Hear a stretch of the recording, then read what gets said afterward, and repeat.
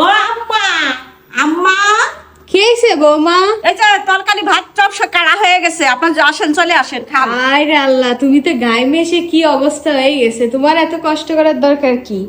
ওরে খুদা, ডিম ভুনা করিছো, আবার এই যে হাঁসের মাংস রান্না করছো।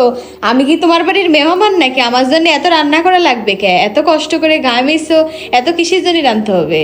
ও মা, আপনি না নারকেলের দুধ দিয়ে ডিম বোনা পছন্দ করেন, হাঁসের ডিম আর ওই যে হাঁসের মাংস, চীন হাঁসের মাংস দুধ দিয়ে রান্না করছি মা, কতটাই আপনার তো জন্যে। খাওয়াইলে, গরুর মাংস খাওয়াইলে, পায়রা খাওয়াইলে, চিংড়ি খাওয়াইলে, আর কতটা খাওয়াবা? আর দরকার নাই, বাদ দাও, এত কষ্ট খালি খালি তোমার আর করার দরকার নাই। ও মা, আপনারে দেখলি আমার মার কথা মনে পড়ে যে আপনি আমার মা যদি থাকতো, আপনারা দুইজন এক জায়গায় বসে কত গল্প টল্প করতে পারতেন মা।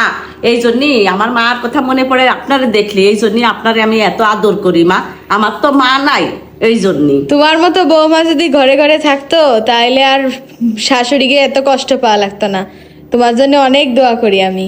ও মা, আমার যদি পরাণ ভরে দোয়া করবেন মা, আপনারা যেরকম আমি করতেছি আমারও ওরকম করবে আল্লাহ মা।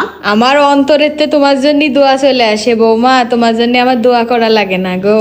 আসো, তুমিও আমার সাথে খাবা। না মা, আপনি খান, আমি পরে খাবানি। আমি গোসল করব, দেখেন না ঘামিয়ে গেছে, একটু জিরিয়ে গোসল করে তারপরে খাবানি। আপনি খান মা, আপনি খান। আচ্ছা ঠিক আছে।